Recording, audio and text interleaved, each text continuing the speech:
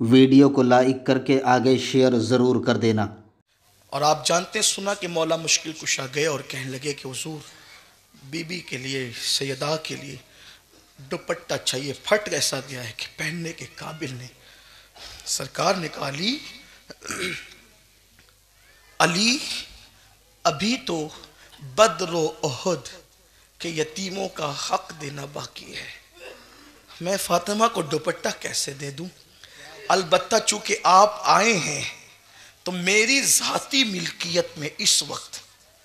حالانکہ سب انہی کی ملک ہے، لیکن بس حضور کی شان ہی شان ہے نا،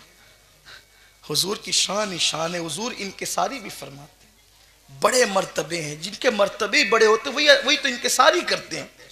ورنہ جس کی کوئی اوقات نہیں اس میں انکساری کیا ہوتی ہے؟ کہا کہ میری ملکیت میں، ذاتی ملکیت میں اس وقت ایک اونٹ کا چمڑا موجود ہے، فاطمہ سے کہنا کہ یہ اونٹ کا چمڑا لے اور اسی سے اپنے دوپٹے پہ پیون لگا لے اور اس کو اوڑھ لے۔ میں کہتا ہوں اس وقت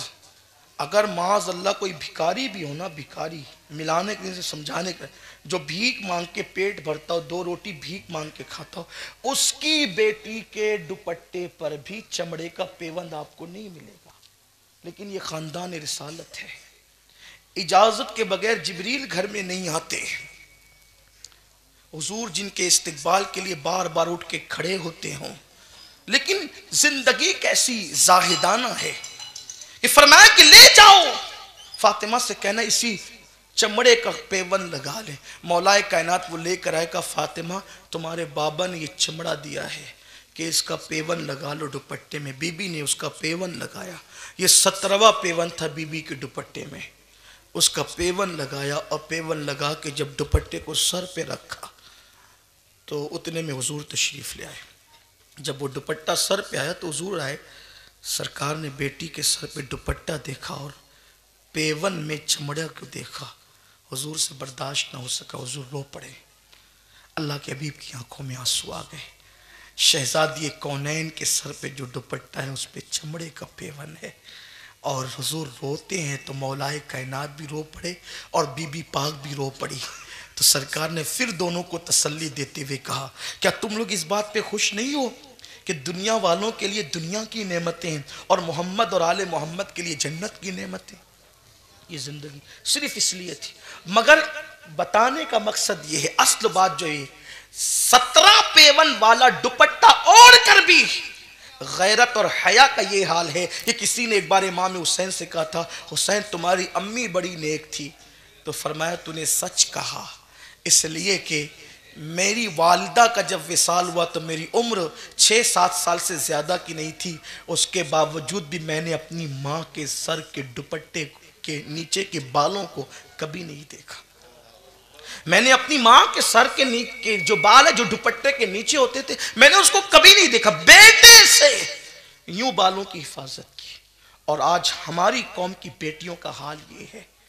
کہ آج بیوٹی پارلر میں جا کے مردوں کے سامنے سر بھی ننگا کرے اور چہرہ بھی بے نقاب کرے، پھر لوگ کہتے ہیں امت میں مصیبت کیوں آ رہی ہے؟ جس قوم کی مائیں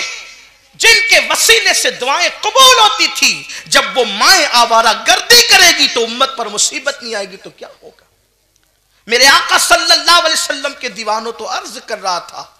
کہ بات دور سے دور نکلتی چلی گئی کہ اللہ کے حبیب نے فرمایا میں نے جہنم میں ایسی عورتوں کو دیکھا، جب وہی ذکر نکل آیا تو پھر آگے عرض کروں، خواتین موجود ہیں، اللہ کے رسول علیہ السلام فرماتے ہیں، حدیث پاک کا مفہوم ہے، کچھ عورتیں میں نے ایسے دیکھا